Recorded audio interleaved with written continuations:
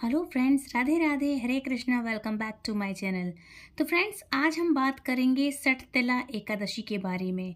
माघ मास की ये सटतिला एकादशी 2025 में कब है, कब इसका पारण करेंगे, कैसे करें, व्रत के नियम क्या हैं और इसकी कथा क्या है। तो हिंदू धर्म में, सनातन धर्म में एकादशी व्रत को बहुत ही शुभ माना जाता है। इस दिन जगत के पालनहार भगवान श्री हरि विष्णु और माँ लक्ष्मी जी की विशेष रूप से पूजा अर्चना की जाती है, साथ ही दान भी दिया जाता है। अब माघ मास के कृष्ण पक्ष की एकादशी तिथि आने वाली है और अगर आप एकादशी का व्रत रखते हैं तो चलिए आपको बताते हैं कि इस बार एकादशी का व्रत कब रखा जाएगा और व्रत का पारण शुभ मुहूर्त क्या रहेगा। और माघ मास में कृष्ण पक्ष में आने वाली एकादशी को सटतिला एकादशी क्यों कहते हैं और इसका महत्व क्या है। शुक्ल पक्ष में आने वाली एकादशी को जया एकादशी कहते हैं और सटतिला एकादशी के दिन तिलों का 6 प्रकार से उपयोग किया जाता है। जैसे कि इस दिन भगवान विष्णु को तिल का भोग लगाया जाता है। तिलों के लड्डू, गाजर की पट्टी, जो भी बनाना चाहें आप, वो भगवान विष्णु को कुछ भी भोग बनाकर उनको अर्पित करना चाहिए। तिलों का ही दान करना चाहिए। इसके अलावा नहाने के पानी में तिल आप डाल करके स्नान कर सकते हैं और नहीं तो आप चाहें तो तिलों का आप उपटन भी लगा सकते हैं। अपने पितरों को तिल और जल में मिलाकर तर्पण करना चाहिए, इस दिन ये भी कर सकते हैं। और इस बार एकादशी तिथि प्रारंभ कब होगी, तो इस तरह से आप पहले नंबर तिलों का ये उपयोग कर सकते हैं इन 6 तरह से। अब बात करेंगे कि इसका शुभ मुहूर्त क्या रहेगा और ये कब से शुरुआत होगी। तो इसका प्रारंभ होगा 24 जनवरी दिन शुक्रवार को शाम 7:02 से और एकादशी तिथि समाप्त होगी 25 जनवरी शनिवार की रात को 8:03 पर। दशमी तिथि के नियमों का पालन इस प्रकार से आपको करना चाहिए कि जैसे मैंने आपको हर बार बताया है, एक समय भोजन करें, बिना लहसुन प्याज का करें। तो नॉनवेज की तो आप बात ही छोड़ दीजिए। इसके बाद यदि कोई बीमार या कुछ ऐसा है कि कोई प्रॉब्लम है, अगर कोई बुजुर्ग है तो एक समय भोजन करते हैं या दूसरे समय भी कर रहे हैं अगर, तो सादा सिंपल भोजन कर सकते हैं और लहसुन प्याज का सेवन नहीं करना चाहिए। ब्रह्मचर्य का व्रत का पालन करें। एकादशी के दिन नेल्स वगैरह ना काटें। बाल नहीं धोते हैं एकादशी के दिन। तो ये कुछ इस तरह से नियम हैं जो इनको आपको पालन जरूर से करना चाहिए। अच्छा, शुक्रवार को किया जाएगा इसका ये जो एकादशी का ये जो पालन है शुक्रवार को किया जाएगा और एकादशी का व्रत रहेगा 25 जनवरी दिन शनिवार को। सभी वैष्णव जन और गृहस्थ जन एकमात्र इसी दिन व्रत रखेंगे, तो इसमें कोई संचय नहीं है कि किस दिन है एकादशी, किस दिन है, किस दिन नहीं है। अच्छा, एक नियम का और पालन करना है कि मैंने आपको पहले भी काफ़ी सारी वीडियो में, लगभग हर वीडियो में बताती हूँ कि इस दिन माता तुलसी की पूजा नहीं करेंगे आप, ना तुलसी दल तोड़ेंगे। 1 दिन 2 दिन पहले आप तोड़ के रख सकते हैं शुद्ध पवित्र अवस्था में माता तुलसी को। और तुलसी की क्यारी में जल भी नहीं चढ़ाएंगे क्योंकि माँ तुलसी स्वयं श्री हरि विष्णु को, नारायण को व्रत रखती हैं और समर्पित करती हैं व्रत। और इस दिन उनको जल इसलिए नहीं चढ़ाते हैं क्योंकि वो निर्जल व्रत रखती हैं। तो ये कुछ नियम है जो आपको इस दिन करना चाहिए। अच्छा, द्वादशी तिथि प्रारंभ होगी 25 जनवरी शनिवार की रात 8:03 से और द्वादशी तिथि समाप्त होगी 26 जनवरी रविवार की रात 8:54 पर। हरिवासर का समय द्वादशी तिथि लगते ही प्रारंभ हो जाता है और 26 जनवरी दिन रविवार को सुबह 2 बजे तक हरिवासर का समय समाप्त हो जाएगा। जब तक हरिवासर का समय रहता है तब तक एकादशी का व्रत खोलने के लिए मना किया जाता है, ऐसा शास्त्रों में वर्णन है।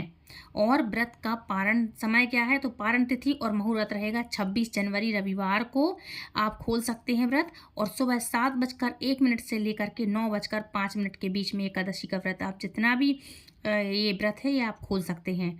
जितना जितना इसका ये जो महत्व है व्रत रखने का होता है, जितना महत्व होता है व्रत रखने का, उतना ही महत्व व्रत खोलने का भी होता है।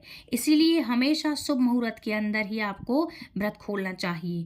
एकादशी के दिन अन्न का और चावल का सेवन आपको नहीं करना चाहिए, ये भी एक नियमों में से एक है।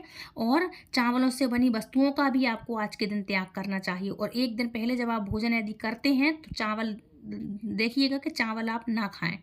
और सभी गृहस्थ जनों को अपनी अपनी सामर्थ्य के अनुसार भगवान श्री हरि विष्णु का पूजन करके इस दिन यदि हो सके तो उपवास रखकर तिलों का दान आपको अवश्य करना चाहिए।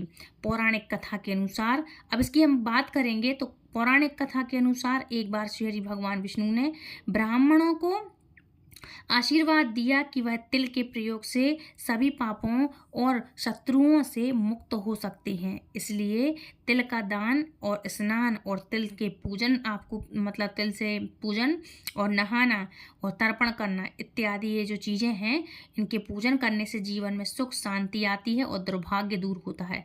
व्रत रखने वाले भक्तों को एकादशी से एक दिन पहले दशमी तिथि के नियमों का पालन आपको अवश्य से करना चाहिए और तुलसी के पत्ते भी तोड़कर आप जरूर से ध्यान से रख लेना। और श्री हरि विष्णु को जब आप भोग लगाएंगे तो तुलसी दल अवश्य समर्पित करना, अवश्य से मतलब समर्पित करना, क्योंकि भोग तो उनके बिना, तुलसी माँ के बिना वो अर्पित ही नहीं होता उनको, ना जल हो गया उनका, भोग हो गया, जो भी हो गया तो। और शालिग्राम जी के चरणों में भी आप बढ़िया से उनको तुलसी दल जरूर से शामिल करना, इसलिए पहले से तोड़ के रख लेना।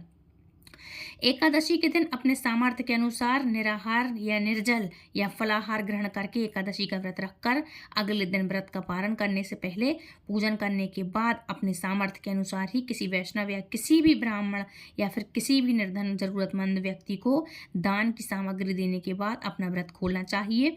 और या फिर आप पारण कर लें, उसके बाद आप दिन भर के अंदर दूसरे दिन ये चीज़ें ज़रूर से आप दे सकते हैं। अच्छा, व्रत हमेशा चरणामृत, पंचामृत या तुलसी दल के पत्तों के साथ आप व्रत खोलें और गुड़ के सेवन से आपको इस दिन, जे मैंने बोला ना आपको, गुड़ का सेवन आपको जरूर करना चाहिए। अच्छा, इसके बाद आप चाहें तो सात्विक भोजन ग्रहण कर सकते हैं या फिर आपने निर्जल रखा है व्रत तो फिर लिक्विड चीज़ों लेकर के आप व्रत खोल सकते हैं। और आप यदि चाहें तो कुछ भी, जो भी आप खाते पीते हों तो वो आप खाकर आराम से आप अपना व्रत खोल सकते हैं। अब बात करते हैं इसकी एकादशी की, ये जो कथा है इसकी कथा के बारे में हम बात करेंगे। तो माघ मास के कृष्ण पक्ष की एकादशी तिथि को सटतिला एकादशी कहते हैं। इस दिन भगवान श्री हरि विष्णु की पूजा विशेष रूप से होती है और विशेष महात्म्य है कि शरीर पर तिल के तेल की मालिश कर सकते हैं आप यदि चाहें तो, और तिल जल में स्नान, तिल जलपान तथा तिलों के पकवान की इस दिन विशेष रूप से महत्वता रहती है। मतलब व्रत में भी आप गुड़ और तिल का ये जो मिश्रण होता है, लड्डू होते हैं, वो आप ग्रहण कर सकते हैं और भगवान को भी भोग लगाएं। अच्छा, विधि पूर्वक यह व्रत करने वालों को रोगों से मुक्ति मिलती है और सुखों में समृद्धि मिलती है। ये आज का इस कथा का महत्व है। अब करते हैं इसकी कथा। तो एक समय दालाभ्य ऋषि ने महर्षि पुलस्त्य से पूछा, हे महाराज, मृत्युलोक में मनुष्य ब्रह्म हत्या आदि अनेक महापाप करते हैं, पराये धन की चोरी और दूसरे की उन्नति को देखकर ईर्ष्या करते हैं तथा अनेक प्रकार के व्यसनों में फंसे रहते हैं, फिर भी उन्हें नरक प्राप्त नहीं होता। इसका क्या कारण है? न जाने वे कौन सा दान अथवा पुण्य करते हैं जिससे उनके पाप नष्ट हो जाते हैं।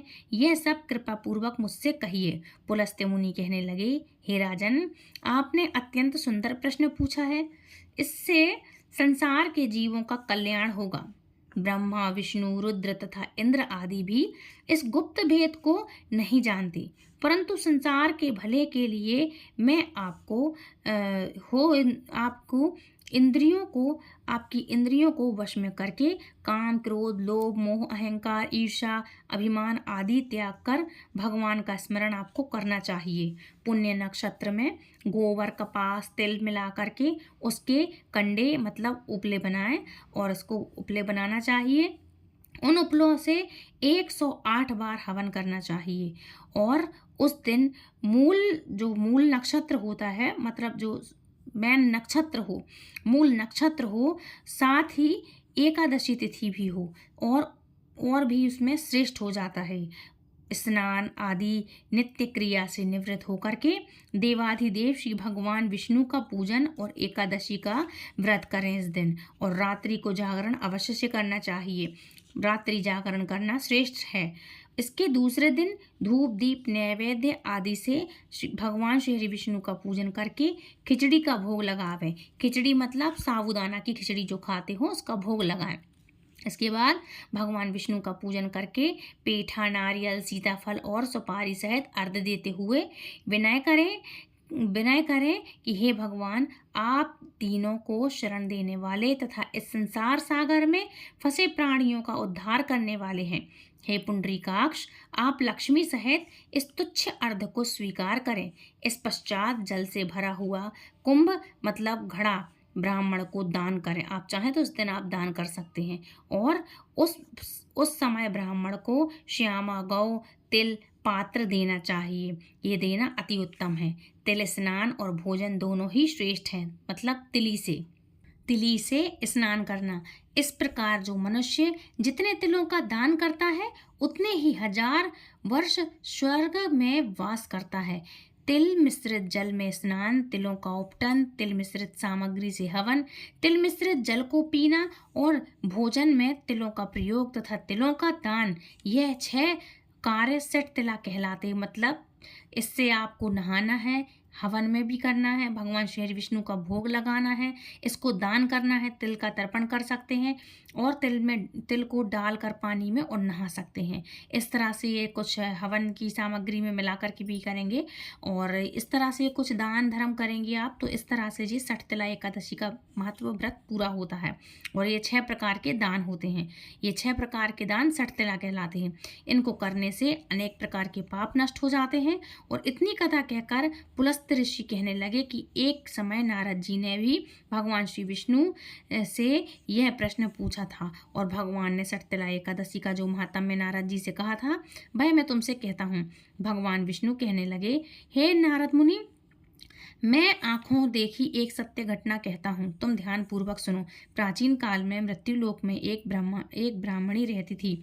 वह सदैव व्रत किया करती थी। एक समय वह एक मास तक लगातार व्रत करती थी। इससे उसका शरीर अत्यंत दुर्बल हो गया था। यद्यपि वह अत्यंत बुद्धिमान थी, फिर भी उसने कभी देवताओं के निमित्त धन तथा अन्न का दान नहीं किया। इससे मैंने सोचा कि ब्राह्मणी ने व्रत आदि से अपना शरीर शुद्ध कर लिया है और उसको विष्णु लोक मिल ही जाएगा, परंतु इसने कभी भी अन्नदान नहीं किया। इससे उसकी तृप्ति होना कठिन है। ऐसा सोचकर मैं एक भिखारी बनकर मृत्युलोक में उस ब्राह्मणी के पास गया और उससे भिक्षा मांगी। वह बोली, हे महाराज, आप यहाँ किस लिए आए हैं? मैंने कहा, हे ब्राह्मणी, मुझे भिक्षा चाहिए। इस पर उसने एक मिट्टी का ढेला मेरे भिक्षा पात्र में डाल दिया। मैं उसे लेकर स्वर्ग लौट गया। कुछ समय बीतने पर वह ब्राह्मणी शरीर त्याग कर स्वर्ग को आई। मिट्टी का दान करने से उस ब्राह्मणी को स्वर्ग में सुंदर महल मिला, परंतु उसने अपने घर को अन्न आदि सामग्रियों से शून्य पाया। तब वह मेरे पास आकर बोली, हे भगवान, मैंने तो अनेकों व्रत आदि द्वारा आपकी पूजा की, परंतु फिर भी मेरा घर अन्न आदि से शून्य क्यों है? मैंने कहा, पहले तुम अपने घर जाओ, देवताओं की स्त्रियां तुम्हें देखने के लिए आएंगी। उसने सठ तिला एकादशी का पुण्य और विधि उनसे सुन लेना, तब ही द्वार खोलना। भगवान के ऐसे वचन सुनकर वह अपने घर गई और जब देवता स्त्रियां आई और उसने अपने द्वार खोलने के लिए कहा तो ब्राह्मणी बोली कि आप मुझे देखने के लिए आई हैं, तो सबसे पहले सठ तिला एकादशी का महात्म्य कहिए। तब उनमें से एक स्त्री ने सठ तिला एकादशी का महात्म्य कह सुनाया और ब्राह्मणी ने महात्म्य सुनकर घर का द्वार खोल दिया। देवांगनाओं ने देखा कि वह ना तो गंधर्व है और ना ही असुर वरन सांसारिक वृद्धा है। उस ब्राह्मणी ने देवियों के कथन अनुसार सठ तिला एकादशी का व्रत किया और उसके प्रभाव से वह देव कन्याओं के समान सुंदर और रूपवती हो गई तथा उसका घर अन्न आदि समस्त सामग्रियों से भरपूर हो गया। तो बोलो एकादशी महारानी की जय, सठ तिला एकादशी महारानी की जय हो, श्री हरि विष्णु भगवान की जय हो। तो फ्रेंड्स, ये थी आज की कथा, सठ तिला एकादशी की कथा। आई होप आज की कथा आपको पसंद आई होगी। यदि वीडियो पसंद आई है तो प्लीज़ वीडियो को लाइक शेयर कमेंट करें, दूसरों तक भी ये जानकारी साझा करें ताकि दूसरे भी इन सब चीज़ों का बेनिफिट उठा सकें। और फ्रेंड्स, यदि आप हमें दान देना चाहते हैं कथा सुनाने के उपलक्ष्य में, तो आप हमारे लिए नीचे सुपर थैंक्स का बटन अवेलेबल है। आप चाहें तो अपने मन मुताबिक दक्षिणा हमें प्रदान कर सकते हैं। और यदि आप हमारे चैनल पर नए आए हैं तो हमारे चैनल को बेल आइकन को ऑल पे प्रेस करो ताकि आने वाली हर एक वीडियो की नोटिफिकेशन सबसे पहले आप तक पहुँचे। तो फ्रेंड्स, मिलती हूँ नेक्स्ट वीडियो में, तब तक के लिए राधे राधे, हरे कृष्णा।